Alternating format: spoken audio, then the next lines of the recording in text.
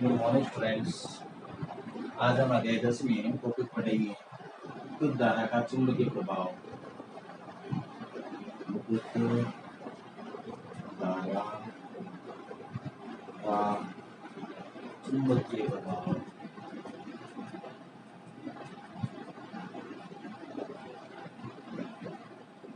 विद्युत धारा का चुंबकीय प्रभाव।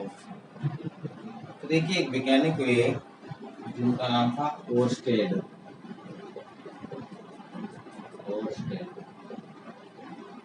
ओर्स्टेड ने एक प्रयोग किया जिसमें क्या किया उन्होंने, जैसे इस प्रकार एक बैटरी और इसी प्रकार इंजन और धारा नियंत्रक।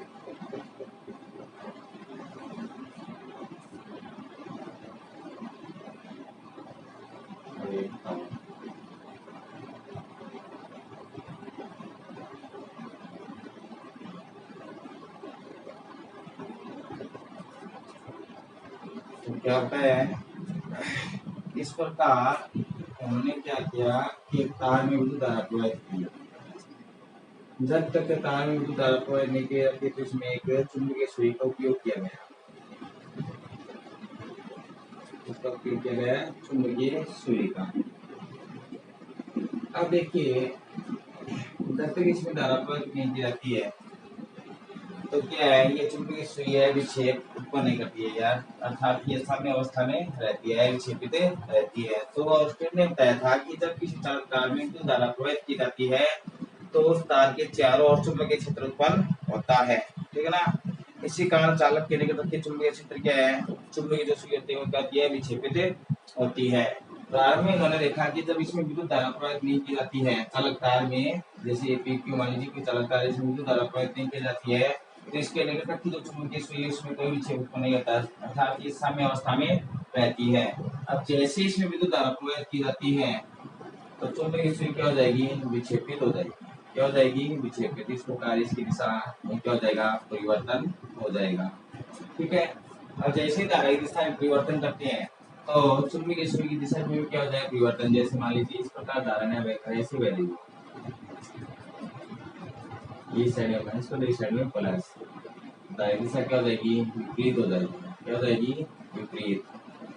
चुंबकीय सुई की दिशा भी क्या हो जाएगी, विपरीत हो जाएगी, इस प्रकार ऊपर की ओर। तो ऑर्स्टेड ने क्या बताया था कि जब किसी चालक तार में विद्युत धारा प्रवाहित की जाती है तो उसके चारों ओर चुंबकीय क्षेत्र उत्पन्न होता है, ठीक है ना। और इसके निकट की चुंबकीय सुई में क्या होता है, विक्षेप उत्पन्न होता है। जब चालक तार में विद्युत धारा प्रवाहित नहीं की जाती है तो विक्षेप सुई में कोई चुंबकीय सुई में कोई विक्षेप उत्पन्न नहीं होता है। जैसे ही धारा प्रवाहित की जाती है तो चुंबकीय सुई में क्या हो जाता है, विक्षेप उत्पन्न हो जाता है। जैसे ही धारा की दिशा में परिवर्तन किया जाएगा तो चुंबकीय सुई की जो विक्षेप की अवस्था है वो भी क्या हो जाएगी, विपरीत हो जाती है, ठीक है। तो इसे क्या कहा जाता है, ओर्स्टेड का विद्युत चुंबकीय प्रभाव कहा जाता है। अब इससे संबंधित देखिए, चुंबकीय क्षेत्र की दिशा ज्ञात करने के लिए कुछ नियम प्रतिपादित किए। पहला है दक्षिणावर्त का पेच नियम।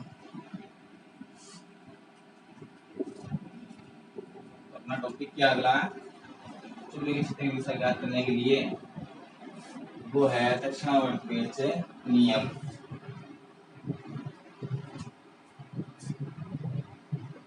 दक्षिणावर्त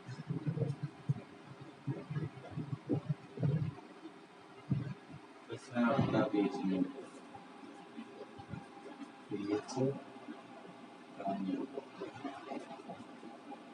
देखिए, आपने इस समय तो से घरों पर देखा हुआ जो दक्षिणावर्त पेच होता है, जब उसको घुमाया जाता है जैसे इस प्रकार है तो उसकी जो नोक होती है वो तो विद्युत धारा की दिशा व्यक्त करेगी। जो नोक होगी अंदर की ओर जा रही है वो तो किसको व्यक्त करेगी, विद्युत धारा की दिशा को व्यक्त करेगी। और जो घुमाने की दिशा है, जैसे इस प्रकार पेच को घुमाया जाता है तो जो घुमाने की दिशा है वो चुंबकीय क्षेत्र की दिशा को व्यक्त करती है। इसे क्या कहा जाता है, दक्षिणावर्त पेच नियम कहा जाता है। यदि क्या होता है, तो इसे वापस सुन लीजिए।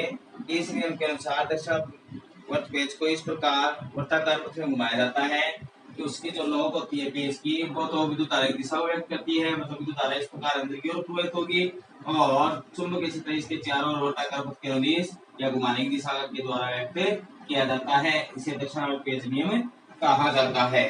ठीक है ना। इसी प्रकार अगला दक्षिण हस्त अंगुष्ठ नियम।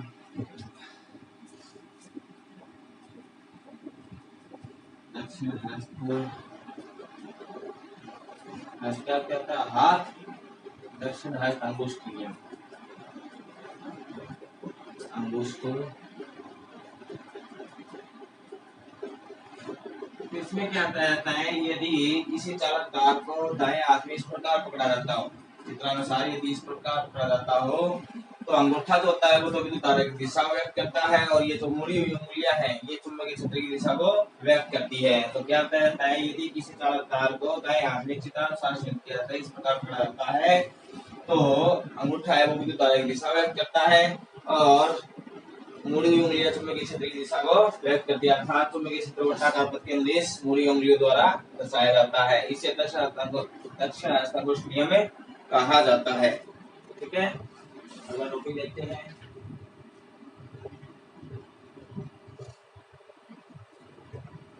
चुंबकीय क्षेत्र।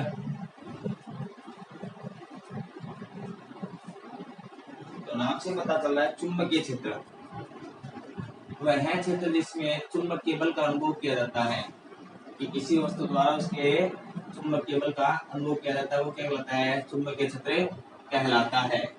ठीक है ना। इसी प्रकार चुंबकीय क्षेत्र रेखाएं। तो चुंबकीय क्षेत्र को दर्शाने के लिए जिन काल्पनिक रेखाओं का उपयोग किया जाता है, चुंबकीय क्षेत्र को दर्शाने के लिए जिन काल्पनिक रेखाओं का उपयोग किया जाता है उन्हें क्या कहते हैं? चुंबकीय क्षेत्र रेखाएं कहते हैं। क्या कहते हैं? चुंबकीय क्षेत्र रेखाएं या चुंबकीय बल रेखाएं कहते हैं। ठीक है ना। जैसे एक चित्र के द्वारा समझा रहा हूँ आपको, कि मान लीजिए कोई छड़ चुंबक है, और आपको पता है छड़ चुंबक के कितने ध्रुव होते हैं? 2 ध्रुव होते हैं, एन और एस, उत्तरी ध्रुव और दक्षिण ध्रुव है। अब इसमें चुंबकीय क्षेत्र दर्शाने के लिए इस प्रकार वक्र के रूप में, बंद वक्र के रूप में कुछ रेखाएं खींची जाती है। ये रेखा क्या कहलाती है? चुंबकीय क्षेत्र रेखाएं या चुंबकीय बल रेखाएं कहलाती है। ठीक है। चुंबक के बाद इन रेखाओं की जो दिशा होती है वो सदैव किस ध्रुव की ओर होती है? उत्तरी ध्रुव से दक्षिण ध्रुव की ओर होती है। तो चुंबक के अंदर इन रेखाओं की दिशा किस ओर से किस ओर होती है? दक्षिण ध्रुव से उत्तरी ध्रुव की ओर होती है। ये रेखाएं सदैव किस रूप में होती है? बंद वक्र के रूप में होती है। ये रेखाएं सदैव सतत होती है, ऐसा नहीं है कि बीच में से टूट जाएगी। ठीक है ना। लगातार होती है। ठीक है। और ये चुंबकीय बल रेखाएं एक दूसरे को कभी भी काटती नहीं या प्रतिच्छेदित नहीं करती है। इनके किसी भी बिंदु पर खींची गई जो स्पर्श रेखा होती है वो चुंबकीय क्षेत्र की दिशा व्यक्त करती है। चुंबकीय क्षेत्र रेखाओं पर खींची गई स्पर्श रेखा है वो चुंबकीय क्षेत्र की दिशा को व्यक्त करती है। तो चुंबकीय क्षेत्र रेखाएं की विशेषताएं पूछ लेता है कि चुंबकीय क्षेत्र रेखाएं किसे कहते हैं। तो पहले तो ये बताना है कि जिन रेखाओं द्वारा चुंबकीय क्षेत्र की दिशा व्यक्त किया जाता है या चुंबकीय क्षेत्र को दर्शाया जाता है वो रेखाएं क्या कहलाती है? चुंबकीय क्षेत्र रेखाएं कहलाती है। ठीक है ना। और इनकी विशेषताएं क्या होती है कि इनकी जो दिशा होती है चुंबक से बाहर उत्तरी ध्रुव से दक्षिण ध्रुव की ओर होती है। ये सदैव बंद वक्र के रूप में होती है। ये रेखाएं सदैव सतत होती है। ठीक है ना। चुंबकीय क्षेत्र रेखाओं पर खींची गई जो स्पर्श रेखा होती है वो चुंबकीय क्षेत्र की दिशा को व्यक्त करती है। ठीक है ना। तो ये इसकी कुछ विशेषताएं थी। अब इससे संबंधित चुंबकीय फ्लक्स। तो देखिए किसी भी चुंबकीय क्षेत्र में कोई पृष्ठ रख दिया जाए तो उस पृष्ठ से कितनी चुंबकीय क्षेत्र रेखाएं गुजरती है? जैसे मान लीजिए ये पृष्ठ रख दिया गया है यहाँ पर। ठीक है। तो इस पृष्ठ से कितनी चुंबकीय क्षेत्र रेखाएं गुजर रही है? वो चुंबकीय क्षेत्र रेखा की जो संख्या आती है वो क्या कहलाती है? चुंबकीय फ्लक्स कहलाती है। क्या कहलाती है? चुंबकीय फ्लक्स कहलाती है, जिसका मात्रक क्या होता है? वेबर होता है। ध्यान रखना क्या होता है? वेबर। चुंबकीय फ्लक्स का मात्रा पूछा जाता है कई बार, तो चुंबकीय फ्लक्स का मात्रा क्या होता है? वेबर होता है। चुंबकीय फ्लक्स किसे कहते हैं? कि चुंबकीय क्षेत्र रेखाओं के मध्य के पृष्ठ से गुजरने वाली चुंबकीय क्षेत्र रेखाएं क्या कहलाती है? चुंबकीय फ्लक्स कहलाती है। इसका मात्रा क्या होता है? वेबर होता है। अब देखते हैं आगे की ओर बढ़ते हैं।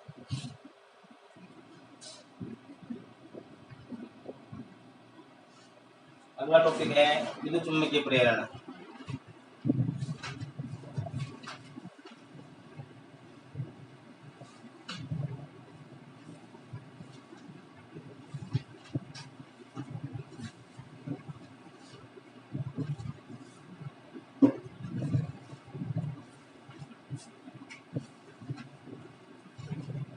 विद्युत चुम्बकीय प्रेरण।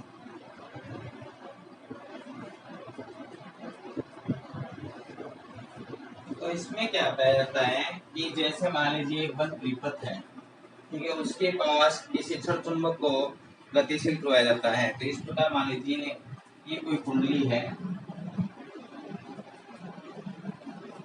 प्रकार से बनी हुई है, और इसमें एक धारावापी लगा हुआ है जी। प्रारंभिक साम्यावस्था में मान लीजिए इसके पास एक क्षण चुंबक रखी गई इसके निकट,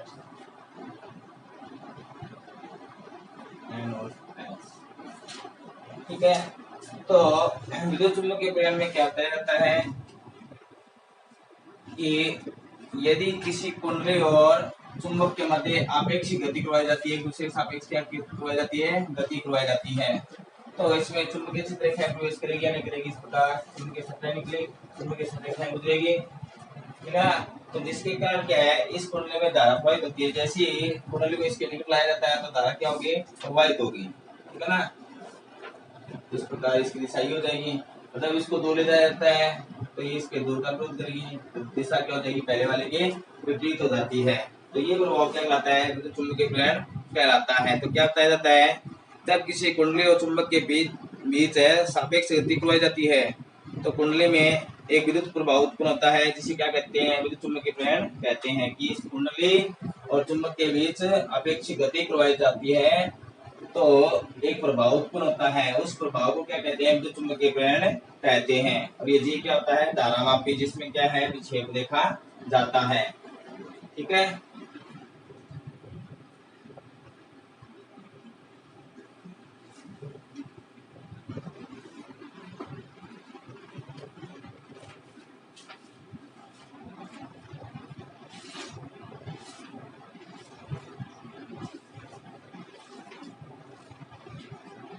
अब देखते हैं विद्युत धारा जनित्र। विद्युत धारा जनित्र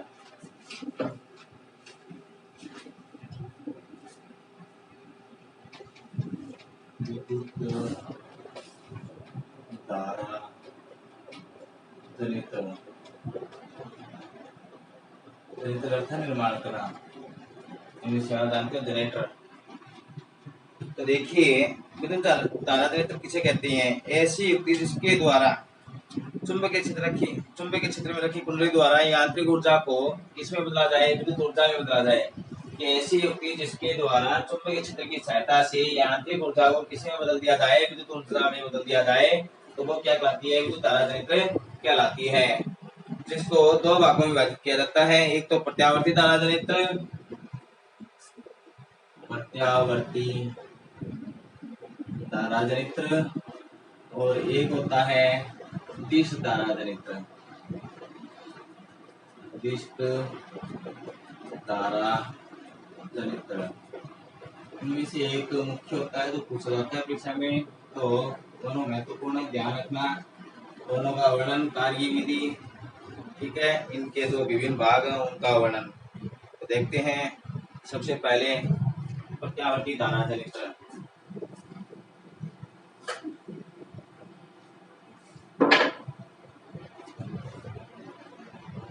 प्रत्यावर्ती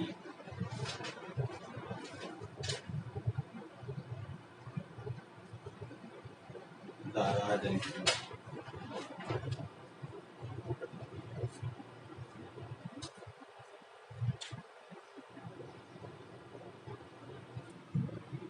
देखिए प्रत्यावर्ती धारा जनित्र, जिसका परिपथ चित्र आपके सामने इस प्रकार बनाया हुआ है। तो देखिए प्रत्यावर्ती धारा जनित्र किसे कहते हैं, देखिए आपने अपने घरों में जैसे बल्ब, पंखा, टोस्टर, इस प्रकार के उपकरण देखे होंगे, ये किससे चलते हैं, प्रत्यावर्ती धारा से चलते हैं।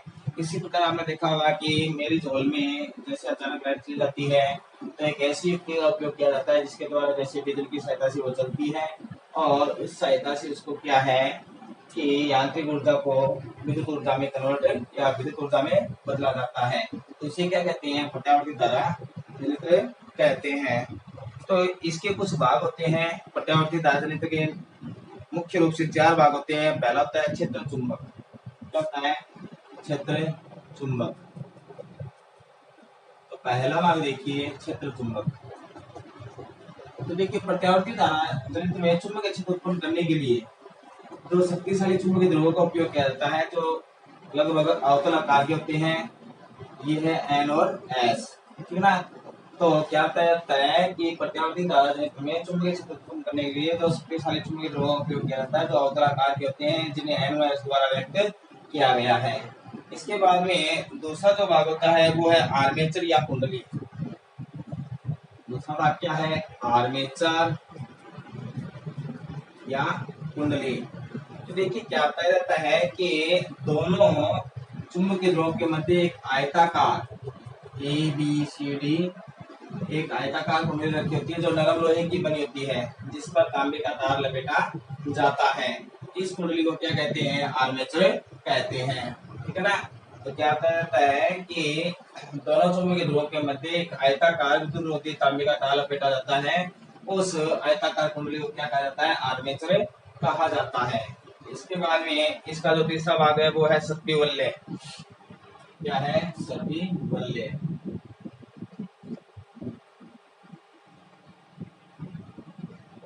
तो देखिए सत्पीवल्य। तो इस आर्मेचर के ए और डी भाग के आगे की ओर देखिए तो पूर्ण वर्ताकार भाग जुड़े हुए हैं, जुड़े हुए ना। इन वर्ताकार भाग को क्या कहा जाता है? सत्पीवल्य कहा जाता है, जिन्हें S1 और S2 द्वारा व्यक्त किया गया है, ठीक है ना।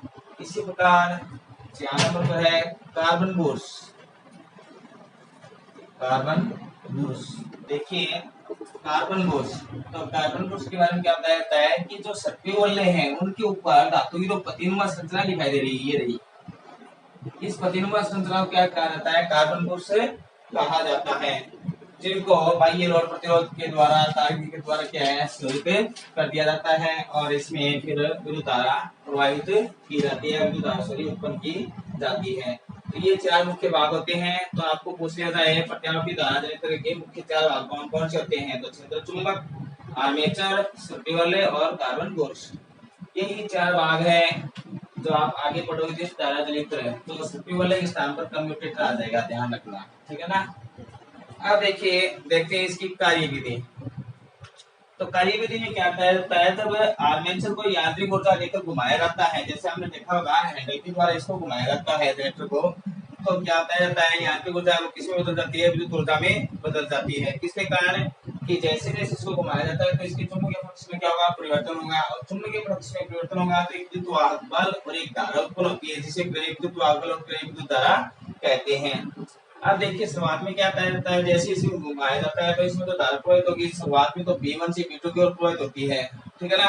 और कुछ समय बाद में आधे चक्र के बाद में इसकी जो दिशा है धारा की वो बदल जाती है B2 से B1 की ओर। इस प्रकार धारा की जो दिशा बदलती है, जैसे आधे चक्र में इसकी दिशा ये रहती है, आधे चक्र के बाद में ये रह जाती है।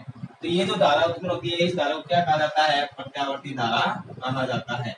इस समय के साथ इस धारा की दिशा क्या है?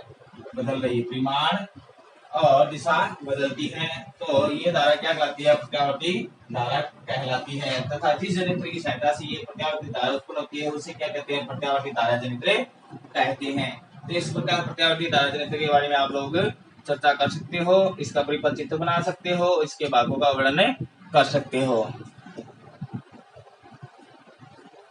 अब देखिए अगला दीर्घ धारा जनित्र।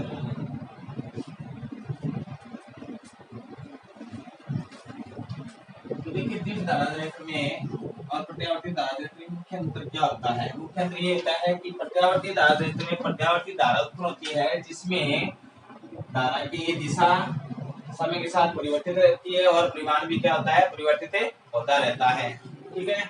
अब इसमें देखिए दीर्घ धारा जनित्र में क्या होगा? इसके स्थान पर तो क्या लग जाएंगे? कम्यूटेटर लग जाएंगे। सत्पीवल्य के स्थान पर क्या लिखेंगे? दीर्घ धारा जनित्र। अगला टॉपिक अपना दीर्घ धारा जनित्र और लास्ट टॉपिक इस अध्याय का लास्ट टॉपिक है दीर्घ धारा जनित्र। तो देखिए इससे समय परिपथ चित्र बनाते हैं। देखिए दीर्घ धारा जनित्र में सत्पीवल्य के स्थान पर क्या लग गए? ये कम्यूटेटर लग गए C1 और C2।